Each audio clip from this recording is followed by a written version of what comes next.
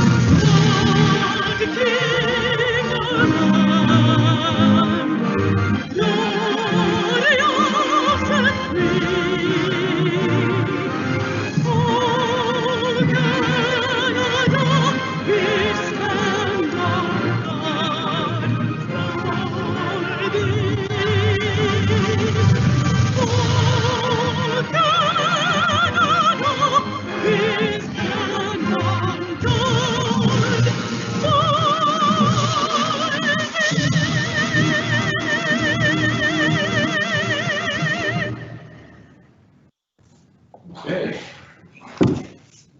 We had a couple of glasses crack here in the room. That was an excellent rendition. Thank you. We would like to acknowledge the traditional territory of the Anishinaabe people, including the Ojibwe, Potawatomi, and Odawa of the Three Fires Confederacy. This meeting is being aired on public television and/or streamed live and may be taped for later public broadcast or webcast. Your name is part of the public record and will be included in the minutes of this meeting. As per our protocol for statutory public meetings, I'm turning the meeting over to Deputy Mayor McIntosh. Deputy Mayor. Thank you very much. I'll just outline the procedure that we'll be following tonight. Anyone who would like to speak to this matter can call 1-289-801-5774 and enter conference ID number 720-904-204#. Callers will be invited to provide their questions or comments following the conclusion of the meeting presentation and questions from council. Anyone who wants to be notified of further consideration of this topic, submit their name, phone number, mailing address, and email address to planning@orangeville.ca or call 519-941-0440, extension 2254, and reference the file number OPZ 2-20 on 99 Mill Street. So we'll start off tonight with a presentation by town planning staff. Larissa Russell. Thank you, Mr. Chair. Just going to share my screen here.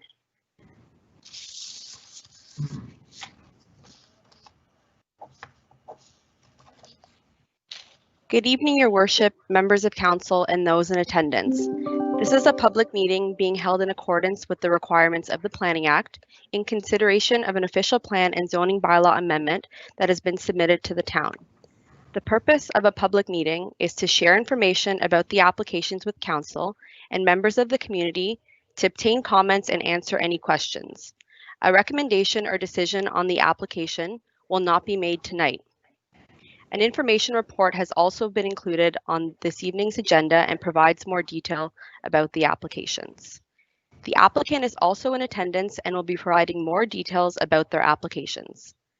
They will be available to answer any specific questions raised by council and members of the community.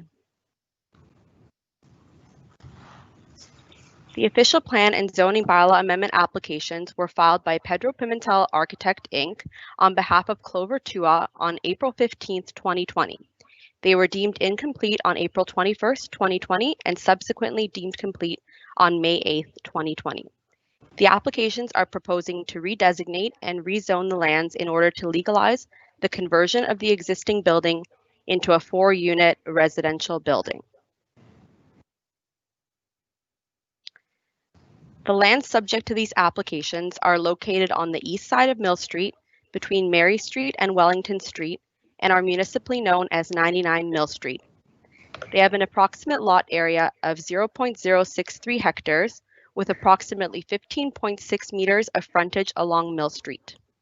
The aerial photo on this slide shows the existing 2-story building on the subject property. The lands are surrounded to the north by low-rise residential uses comprised of single detached and semi-detached units. To the east, there's Princess Margaret Public School and low-rise residential uses.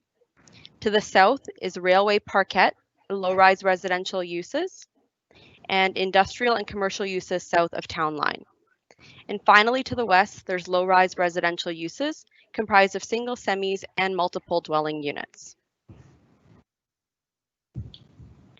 The applicant has submitted this conceptual plan in support of the applications. The development proposal consists of the legalizing of the existing building into a 4-unit dwelling. The applicant is available and will provide further discussion on the details of their proposal as part of their application presentation. The subject lands are designated neighbor commercial in the Town of Orangeville official plan. The permitted uses are listed on the slide. This designation reflects the previous mixed use of the building. The official plan amendment proposes to redesignate the subject lands as low density multiple. The permitted uses of this designation are listed on the slide. The maximum density is 49 units per hectare, and a site-specific amendment will be required to legalize the 4-unit building, which has an existing density of 64 units per hectare. The subject lands are zoned neighborhood commercial in the Town of Orangeville zoning bylaw. Special provision 2458 limits the use of the land to ground floor convenience retail with residential uses above. Again, this zoning reflects the previous mixed use of the building. The zoning bylaw amendment proposes to rezone the lands as neighborhood commercial to legalize the 4-unit residential building. Sorry, to rezone to multiple residential medium density. The permitted uses are listed on the slide. In order to reflect the location of the existing building on the subject lands, The amendment also includes site-specific provisions. These site specifics include frontage of 15.63 meters, a front yard setback of 0.62 meters, a north side yard setback of 0.006 meters, and a south side setback of 0.96 meters. A site-specific amendment is also required to reduce the amount of parking from 8 spaces to 5, which equates to a rate of 1.25 spaces per unit. A site plan application will be required to implement the proposal and allow staff to consider the exterior elements of the development. The applications were circulated to internal departments and external agencies for comment. The Fire Department, Heritage Orangeville, Canada Post, and Dufferin County Planning expressed no concerns. In terms of specific comments, Environment noted that based on the proposal, no source water protection requirements need to be met. The Building Department noted that permits will be required for the completed works. Transportation and Development noted that they will undertake a detailed review at the site plan stage, and Planning requested updates to the zoning bylaw amendment and planning rationale to more accurately represent the proposed development. No comments have been received from the public. So today we held a statutory public meeting. In terms of next steps, the Planning Division will await the applicant's resubmission, which is addressing the comments received to date. Then we will prepare a recommendation report for a council decision. Lastly, the applicant will pursue the approval of a site plan application pending the decision on these official plan and zoning bylaw amendment applications. Thank you.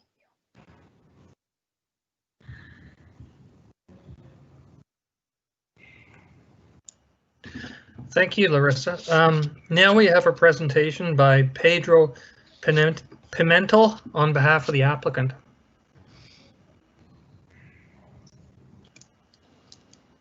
Hello?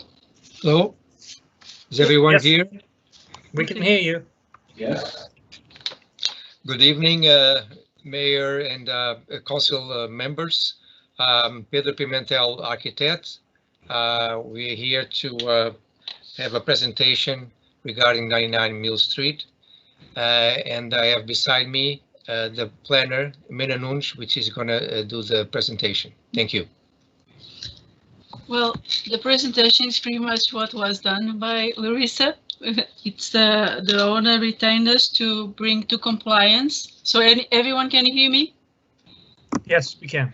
So to compliance, at this point, only residential units are allowed on the second floor, but the building was bought by the owner in 2016, already had residential on the main floor. And he wants to keep it. So the 4 units, both on the main floor and the top floor. I checked the zoning bylaw, and the city told us that you need an official plan amendment and a zoning bylaw amendment to bring the property to compliance. The owner doesn't want to change what's now, just whatever it's necessary for the building permit to make it right. To comply. So that's basically it. I had a presentation I'm trying to, which it's pretty much, sorry, my mouse is not collaborating with me. Larissa needs to close hers down, doesn't she? Okay.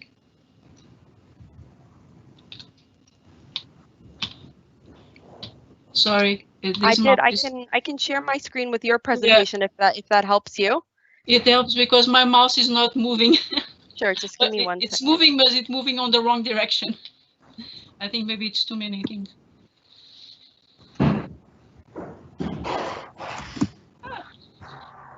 We don't normally have technical difficulties. So Okay, okay, I can do it. I'm going to try it.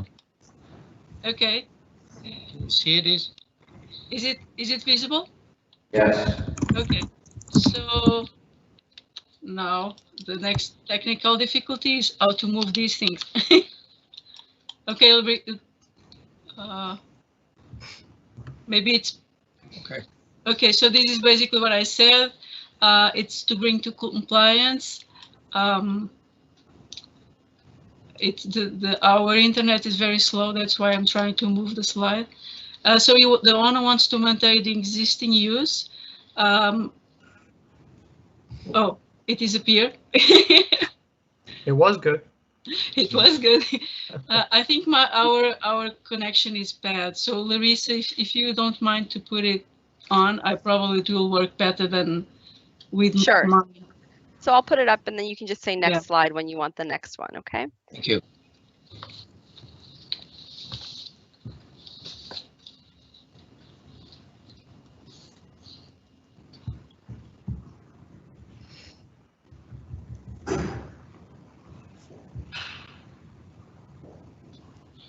So next slide. Oh, sorry, the one back. Okay, so this the analysis, the different official plans are in agreement with what we propose, the zoning to residential, because they support different residential units and the increase of in housing. The infrastructure already exists, the mixed housing, so it will not compromise the area. It's just to keep what it is, but what it is, it's and what it was before, so it doesn't compromise the area. Next slide.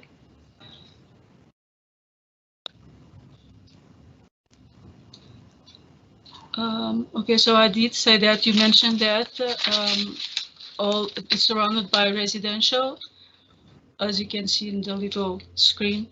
Next slide. So the building code compliant, the plans are going to be submitted, the site plan analysis, the architectural drawings and site-specific changes that were mentioned by Larissa. Next slide. So this is views from the different, from the house. So what's there at this moment? So these three pictures are the front of the house. So the bottom, the little arrows on the bottom of the screen. Next slide. And that's the back of the building. So the three arrows from the back. So this is the building that exists there, and it's not going to change unless any building permit needed to made it to compliance. Next slide. Okay, so Yeah, so those are the floor plans, the existing floor plans that we actually measure on site. The first one that you see, it's the basement plan, which is very rough location of what it is right now. As you can see, only partial of the basements are being used. We are not sure exactly what the other areas have been taken care of, if there's a foundation, but it's an existing building over 30 to 40 years old, and basically this basement will be just for storage. So if you can take the next slide, please. This slide shows the units. So there are 4 units, one bachelor at the front. The 1 bedroom is also facing the front street, so Mill Street. And then the back behind that there'll be 1 unit with 3 bedrooms and 1 unit with 2 bedrooms and 2 floors. So the front part of facing Mill Street, this is the one that when the owner bought this building was a combined unit, was only a single unit, really in bad shape. He was not even allowed to go in because I'm not sure what was happening there. So this is where the building permit is going to take place to divide the unit, the existing 1 unit, into 2 units, which is the front part, a 1-story portion. So if you can take the next slide, please. This is the only portion of the building with two floors, which is the unit behind the front unit. So that's the 2nd floor existing. There is dormers, there is like sloped ceilings. So it's not exactly a full 2-story, it's like 1.5 story. And again, this is the existing conditions that what we were showing. Next slide, please. So this is the front elevation facing Mill Street. As you see, the large windows facing Mill Street were part of the previous grocery store or convenience store. There was the previous use before the previous owner changed it into one unit. And behind you see the typical 1.5 story roof with a dormer for the unit behind. Next slide, please. This is an east elevation. So this is the elevation that is facing the 3-foot setback. Those windows, doors are all existing. Again, this is like an as-built drawing.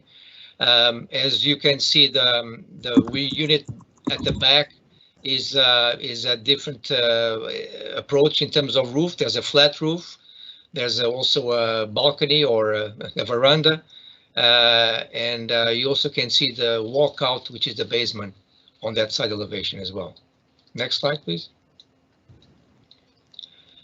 This is the rear elevation. As you can see also, there are 2 balconies or verandas facing the rear. You can see the second floor addition, the second floor unit with the roof and no windows facing that side. So it's very straightforward. Next slide, please. This is the wall facing the west. Very, not much to say about that. There's existing windows. There are 3 windows which are part of the unit in the back, the 1-story unit, a flat roof, and you can see beyond is the 2-story unit. Next slide, please. Okay, so this application was circulated to several departments, as Larissa mentioned. So far, there are no concerns to the proposed this project. Some conditions need to be followed, so the building permit being one of them, and anything else that needs to be follow up, we'll do it. So we are working with the town of Orangeville departments to address all the conditions that are necessary to bring this building to compliance. Next slide, please. I think that's the last one. Yes. Yep, that's the last one. And if you have any questions, we're more than happy to answer them. Thank you very much. Do we have any questions from the public at this time? Hearing none. Do we have any questions from council? Mayor Brown, I believe you have a question. It's not a question. I just wanted to let everybody know I'm quite familiar with this building. I showed it in the past as a realtor, and I must commend the owners. The aesthetic of the building has been improved dramatically. It's nice to see it fit into the neighborhood. I think converting it to 4 residential units, of course, we need additional rental housing here, so I think it's very nice. And the fact that it's being brought into compliance, both from a building code perspective and zoning, is a good thing. So thank you very much to the owner for investing in our town. Thank you very much. Councillor Andrews, did you have a question? I do. Thank you very much, Deputy Mayor and Chair of the meeting this evening, and good evening to the applicant. I have 2 questions, one of which is to Ms. Russell. If you could provide just some clarification again on the parking that is required and or the regulation on the rezoning, and then I'll pose the second question pertaining to the floor plan. Through you, Mr. Chair, 8 spaces are required for this property. It's 2 spaces per unit. So with 4 units, that would be 8 spaces. Right now, the applicant originally proposed 3 spaces, and we've since coordinated with them, and they're able to accommodate 5 full-size parking spaces at the rear of the property. They could provide 8, but those would be insufficient in length. So we have recommended that they move forward with the 5 full-size spaces. Okay, thank you for that. And the second question is to the applicant. I noticed in the floor plan that the second floor, or the one unit that has second floor bedrooms, at least the floor plan I was looking at, it looked like it had 3 bedrooms versus 2. Is that the floor plan of the existing design, and or is the rendering that you have with 2 bedrooms again part of the updated package? Just wanted clarification on that. Yes. This would be on page 24. Yes, it looks like there are 3 bedrooms, even though one is called bedroom number 2 is not being used now as a bedroom. So there is, you are correct. There's a potential for a 3rd bedroom, but it's now not used at all, right? So. Okay, so that would be a 3rd bedroom in the application? We could include it as a 3rd bedroom. Yes, correct. Okay, and just to add to the mayor's comment, again, I compliment the applicant, the property owner, on the addition of compliant units in our community, as we do require some affordable rental units, and it's nice to see the commitment by this particular property owner. Thank you. Are there any other questions from council? Yes, yes, your worship, yes. Chair McIntosh. Sorry, I didn't see you. Go ahead. Yes, through you, Chair McIntosh, to staff. You mentioned in your presentation that this current property is within a residential neighborhood. So I would assume that at some point it was probably zoned residential and got switched to commercial, and now it's asking to go back to residential. And I have one more question after that. Through you, Chair.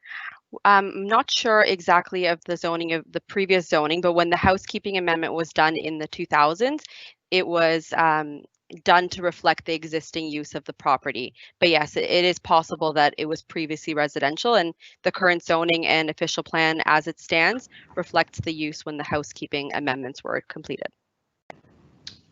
Okay. And my next one is under the comments, the building division had noted that there was significant amount of internal work had already been done.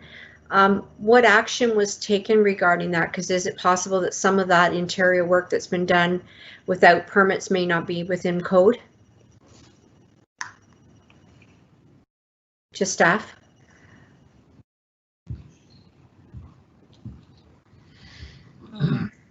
Anybody? So, sorry, it's Brandon here. I can perhaps jump in and answer that.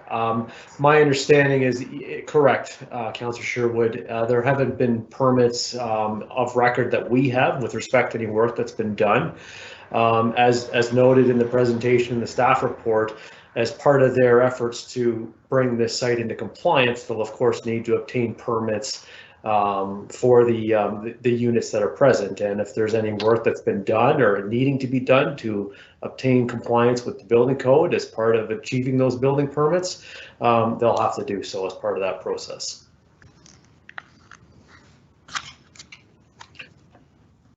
Thank you very much. Any other questions from council?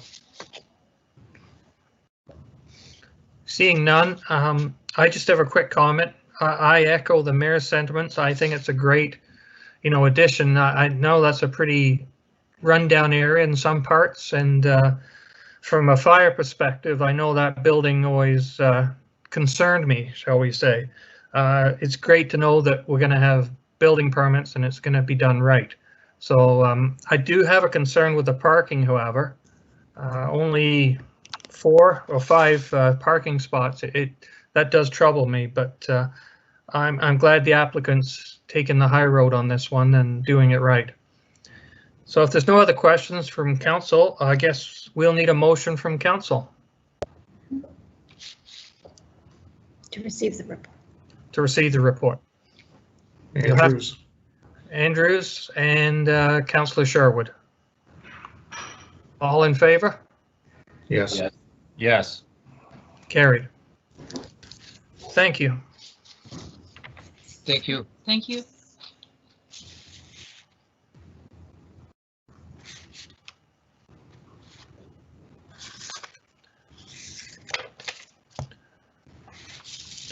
Okay, moving to the second half of our public meeting.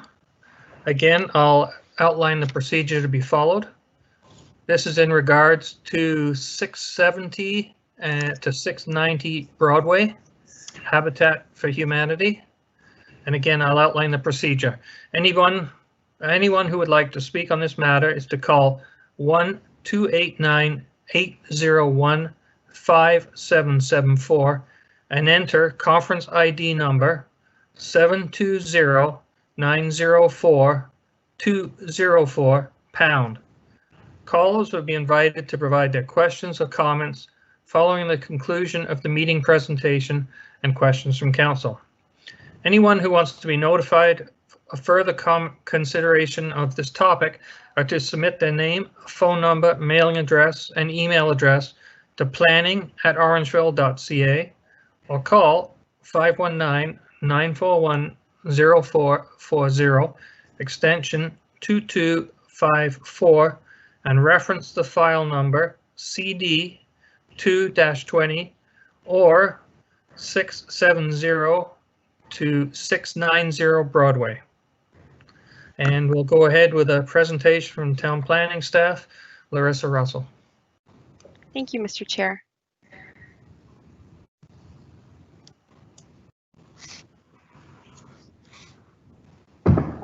So once again, this public meeting is being held in accordance with the requirements of the Planning Act, this time in consideration of a vacant land condominium application that has been submitted to the town.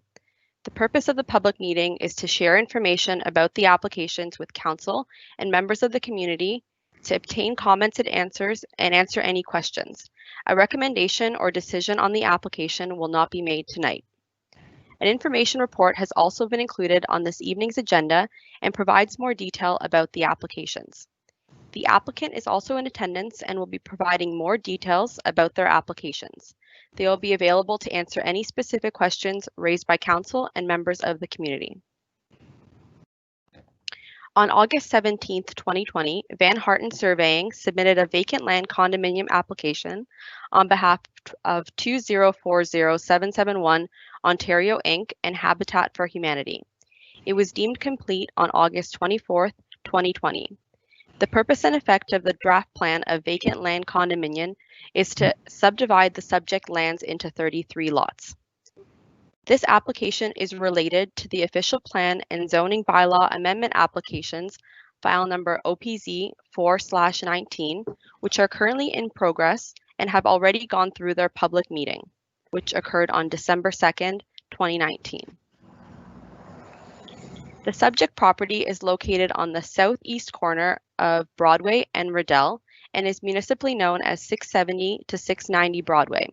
It's comprised of two parcels, which have a combined lot area of approximately 1.107 hectares and approximately 173 meters of frontage along Broadway. The air photo shows the existing uses on the subject property, which consists of two single-story detached dwellings, one located on each of the properties. The lands are surrounded to the north by Broadway, beyond which is a mix of commercial and industrial uses and vacant land in the township of Amaranth. To the south are conservation lands, beyond which is a residential subdivision comprised of single detached dwellings. To the east is a residential subdivision comprised of townhouse units. And lastly, to the west is Riddell Road, beyond which is a residential subdivision comprised of single detached and townhouse dwellings. The applicant has submitted this draft plan of vacant land condominium to subdivide the subject lands and create 33 lots for townhouse units, delineate the common elements comprised of a private road, parkette, and visitor parking, and to establish the appropriate easements. In response to the comments received at the public meeting for the official plan and zoning bylaw amendment applications, and through additional comments from the review process, the applicant has revised the concept. This plan reflects those changes. The applicant will further discuss the details of the proposal as part of their presentation. The related official plan and zoning bylaw amendment applications propose to redesignate and rezone the subject lands. The official plan amendment proposes to designate the lands as residential, with a low-density multiple overlay, and the zoning bylaw amendment proposes to zone the lands as multiple residential medium density with site-specific provisions. The condominium plan will implement the proposed amendments. The application was circulated to staff and external agencies on August 31st, 2020. At this time, no comments have been received from internal departments or external agencies or the public with respect specifically to this condo application. Today, we're holding the statutory public meeting. In terms of next steps, the Planning Division will await comments from the internal departments and external agencies, and then we will prepare a recommendation report for a council decision. Then the applicant will pursue the approval of a site plan application, pending the decision of the official plan, zoning bylaw amendment applications, as well as this condo application. Thank you.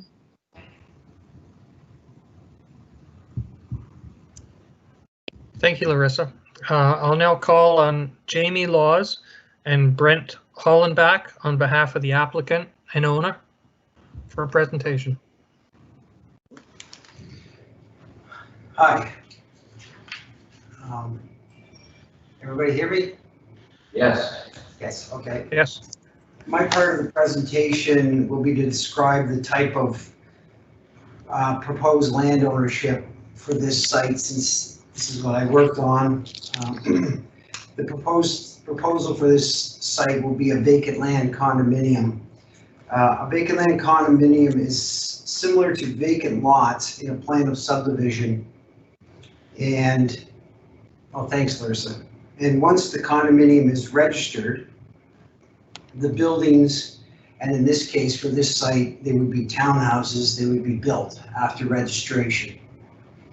Vacant land condo is made up of units outlined in red on this attached draft plan, and the common elements are outlined in green on the attached plan.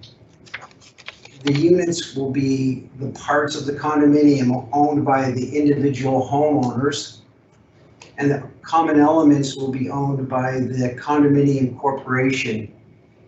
And for this site consists of the roadway and the parkette and the parking area. The homeowners will share in the cost for the maintenance of the road and the parkette in these areas. And these costs are outlined in the declaration, which is prepared and registered together with the plan as part of the final vacant land condominium.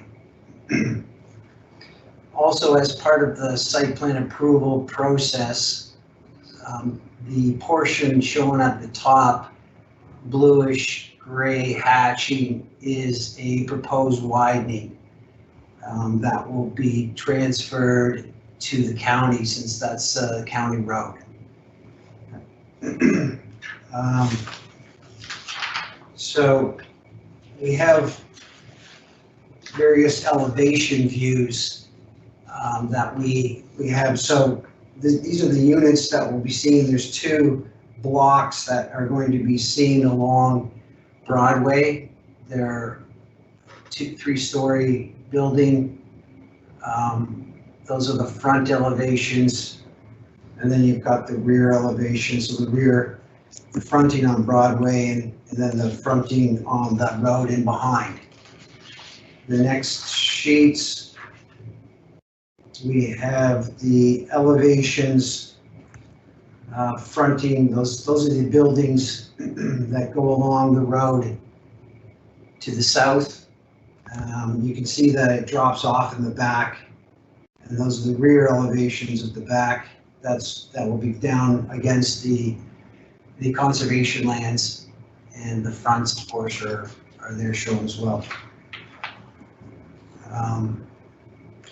Now I think Brent was going to talk about, but I don't know if he's on or not, the original concept and where it went from there, but maybe Larissa, you know better than that. I think Brent should be here. I'm here if everyone can hear me. Okay. So our original concept had 40 units, 4-0. There were some, I guess I would say, it's not that it couldn't have been engineered, but with consideration of the comments from the residents existing, it made more sense to look a little harder at it and see what could be done. So we ended up reducing the number of units to 33 and reconfiguring it in such a way that the impact was reduced significantly, I would actually say. And as a result, so we've come up with 33 units, and the initial elevation that is observed there is limited to the 7 units. Perhaps you can see it on the site plan. So there was described as dual fronting. And then the balance is traditional walkout townhouses, very similar to what exists to the east. But architecturally, they're compatible and actually, I think, very essentially pleasing to the area. As far as development goes, I would certainly describe it as low impact, given that everything existing is residential. This too is residential. And the studies have all been completed. As a matter of fact, the studies were prepared for 40 units. So as a result, it's been reduced, which makes it more happy with what exists there. We've included, as requested by one of the councillors, and I can't recall which one exactly, but in any event, a little parkette for any children, walkways that make access to school pickup and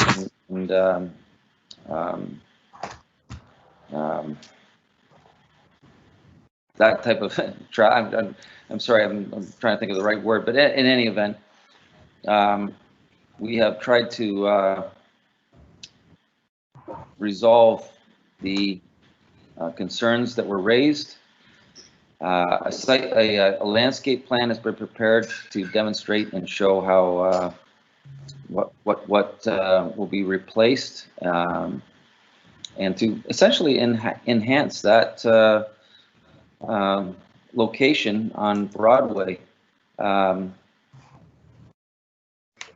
I guess from my perspective, my initial interest in the land was residential versus commercial, because I think it's far more passive and will fit with the landscape as it exists there. So certainly happy to answer any questions. I'm not sure if I've answered them in my initial expression, but in any event, that's where we have brought the application to. Okay, thank you very much. There will be some questions, I'm sure. We now have a delegation. Amanda Jones, are you available?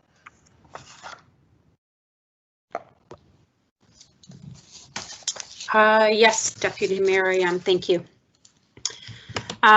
So good evening, Mayor Brown, members of council and town staff. Can you all hear me? Or just unmuted? Yes. I just wanted to thank you for the opportunity to respond to this application on behalf of myself and all the area residents. Obviously, as you know, the residents have submitted several responses to this application and to the developer's submissions since last fall. We do want to let you know that the majority of residents are happy with the latest revised concept plan that was received and presented this evening. There are still a few outstanding questions and concerns, just questions that have not been answered, and we know they are going to be dealt with at the site plan stage. Just things to do with the flooding and drainage management at the rear of the property. And, you know, we have the specific landscape concept plan, but you know, residents would just like a little more information on or consideration at the site plan stage. specifically on the town-owned OS2 section of the land for the replanting of the trees, given this is where the majority of the tree canopy and buffering is going to be removed. The current landscape plan is showing some trees, but the plan is showing mostly a grassed area.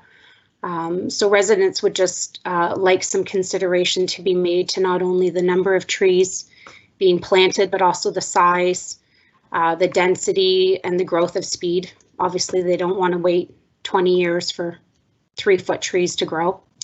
But with that being said, respectively, we would like to thank Town Council, town staff, and especially Mr. Hollenbach for listening to the resident concerns during this application process and making the necessary changes and revising the plan.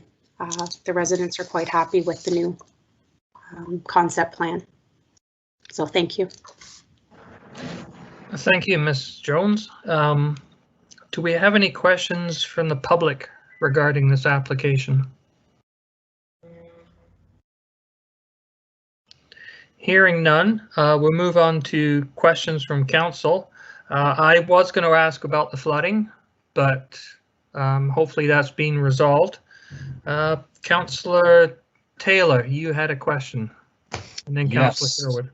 Thank you, Deputy Mayor McIntosh. First of all, I would like to call out our resident, Ms. Jones. I just think that the group that lives in that area advocated in a very effective way, a very professional way, and you can hear it in the presentation tonight. Just thought that was extremely well done. And I would like to call out and thank you, Mr. Hollenbach and Mr. Laws, for actually listening and making these recommendations and changes. I think it makes a huge difference to what we're going to see in years to come. My question is, and I think you've answered it, I actually have 4, if it's okay, Deputy Mayor. First of all, confirmation, I think it's own versus rent, right, is where we're going? Correct? That is correct. That's correct. Okay, thank you. And then the other piece is, I have received over my time on council, which is a vast amount of 2 years, tremendous amounts of queries about the noise that residents on Dinnick that face the east side here from the bypass. I'm curious of 2 things. One is, has there been any consideration of noise, specifically trucks and air brakes? And secondly to that, with the tree canopy that Ms. Jones speaks of, is it possible to put more on the east side there in a denser fashion? I guess this is similar to her request, but I believe it would help us with the noise issues that I think we're eventually going to have with the people that are living in that development, because the west side, I was just corrected, thank you, the west side, you know, up against the bypass, it's going to be difficult there. I'm wondering if you could answer those thoughts. You have to mute me, aye.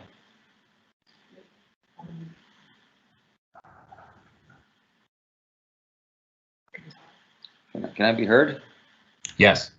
Oh, sorry. Well, what exists there right now is essentially there's a lot of scrub, but as part of the development, obviously, there was a qualified noise study prepared in advance of the application anyways. So the buildings themselves would obviously create a bit of a buffer, but there was a noise study to ensure that the buildings that would be on the west side were constructed in such a way that they would not be impacted by any adverse noise. And again, as part of the landscape plan, I guess, I mean, what is restored would be significantly greater than what exists. Trees can only grow, spruce and pine only grow at a foot a year. When they're small, it's been described to me, and I think it's appropriate.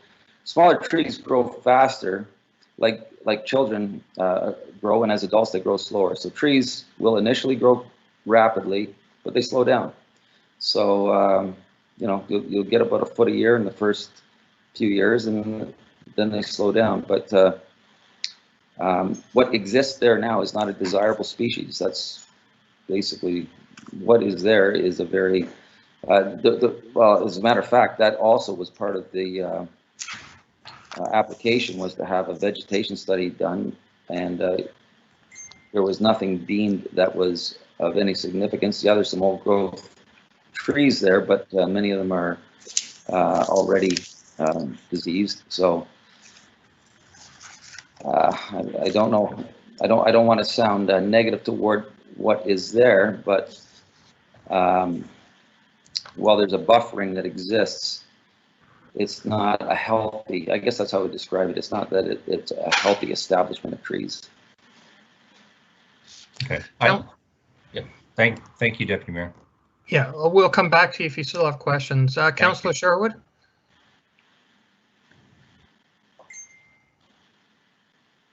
Yes, through you, Mr. Chair, to the presenter. Thank you very much for addressing my concerns about wanting a parkette for the children, because that area certainly needs it, because the children would have to go across the major bypass to get to the closest park. So my concern then is to elaborate on the fact that it's a parkette.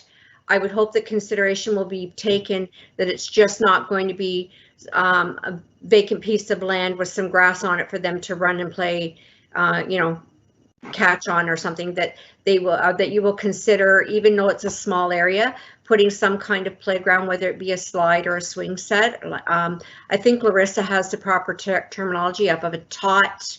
I'm sorry, I know you had it down. A tot lot. That's it. So that's my only consideration, is that it just not be a small piece of land, but if we could just add a little something so our kiddies, because you know that area is going to be mostly populated with young families. Thank you. Thank you, Councillor Sherwood.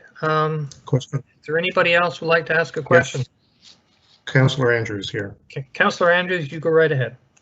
Great. Thank you very much, Deputy Mayor and Chair of the meeting this evening. And again, as has been echoed, thank you to not only the residents of Denik and their presentation, but also the modifications that have been made in this application. I'm pleased to see the density of the number of units reduced from 40 to 33. This is a question that could be posed to the applicant or even to town staff regarding the modifications to the road.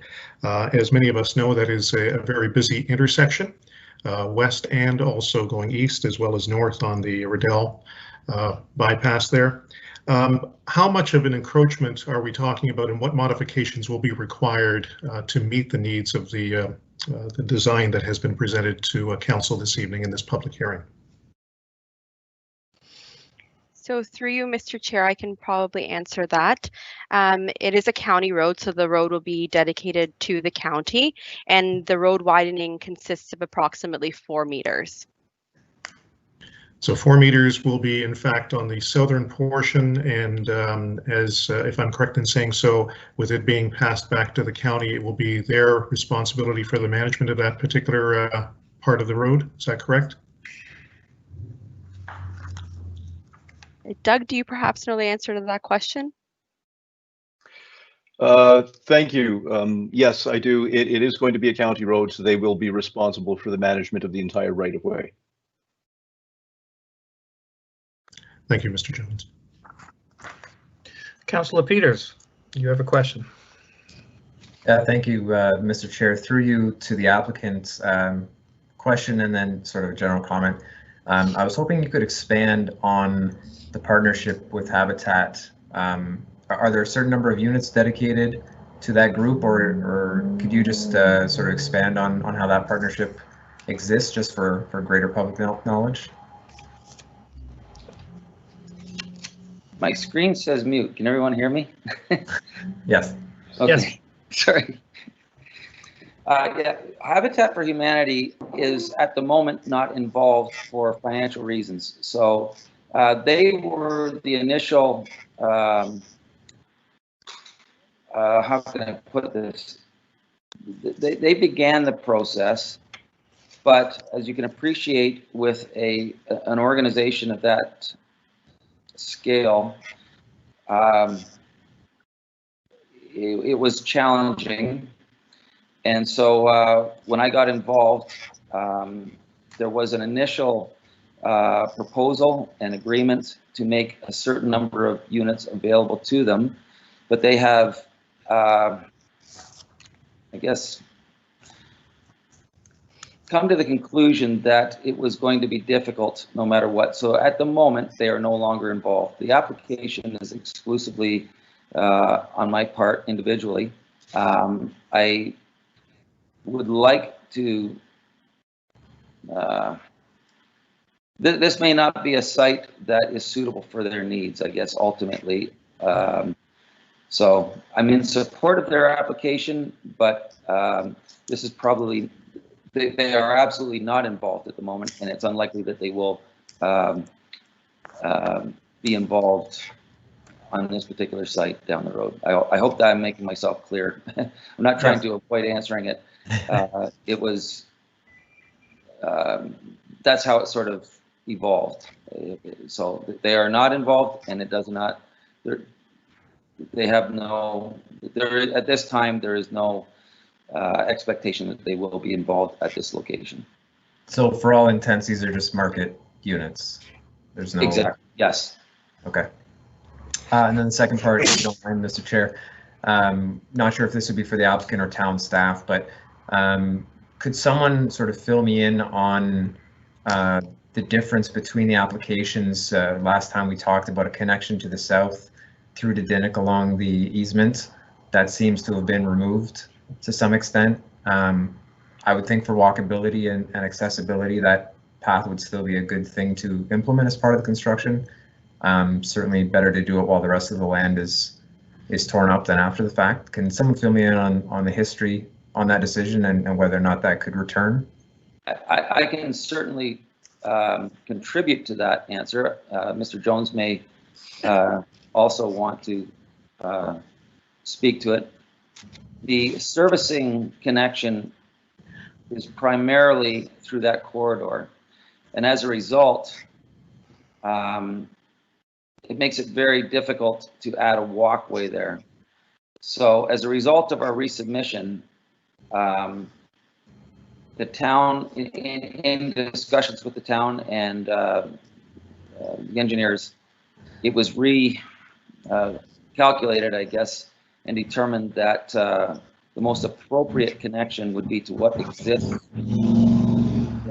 development to the east, to connect to that, and then it would follow through to Samuel Court. Mr. Jones may want to add to that, I don't know.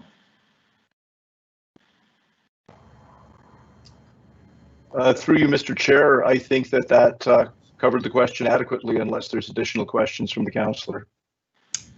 Yeah, if you don't mind, Mr. Jones, I mean, that corridor exists and it's likely to be used whether or not there's a path or not.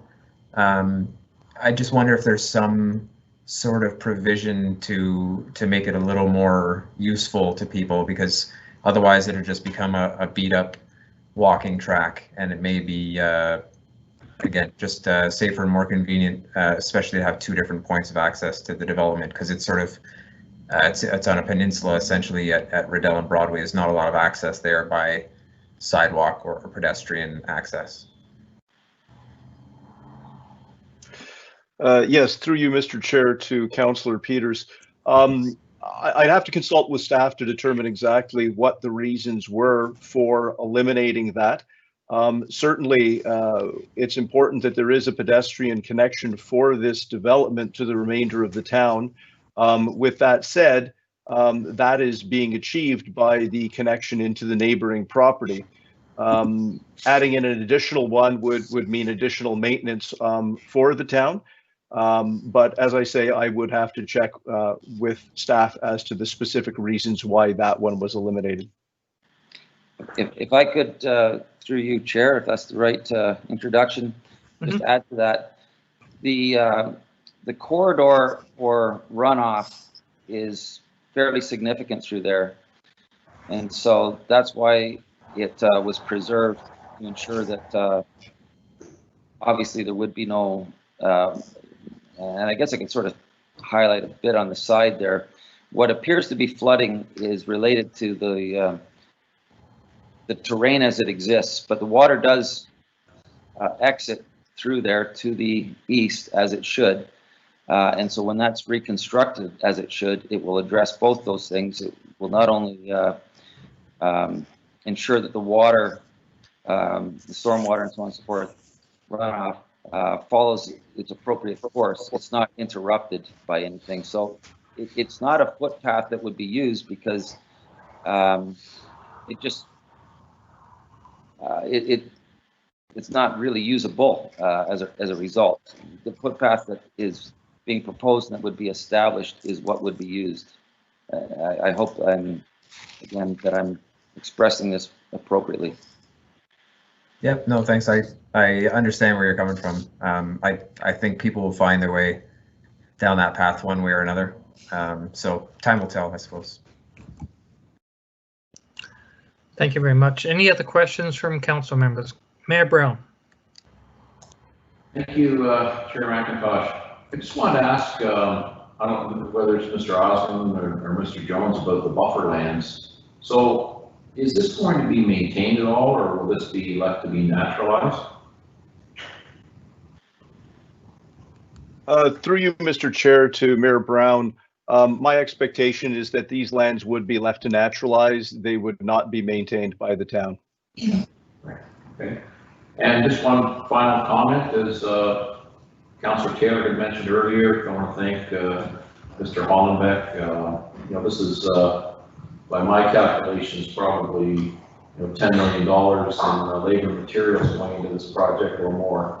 And I want to thank him for bringing this development to us and thank him for also participating in the public concerns of the residents on Dinning. So thank you, Mr. Hollenbeck. Councillor Taylor, you have another question. Yes, thank you, Deputy Mayor McIntosh. I was just through you to Mr. Jones. I was thinking about the announcement of the road widening, which I think will be beneficial. I'm curious about two things. One is how long of a road widening will that be? And two is, has any consideration or conversations been had with the county about a possible ring road at that intersection? Because my fear is that will turn into a very busy spot quite quickly, and those people trying to get in and out of those townhouses, it will be difficult. So I'm just curious on those two items. Through you, Mr. Chairman, to Councillor Taylor. With respect to the road widenings are typically taken when developments are happening by road authorities in the event that the extra land is needed to widen the road at some point in the future. This isn't necessarily something that has been taken in anticipation of a change that is going to be happening imminently.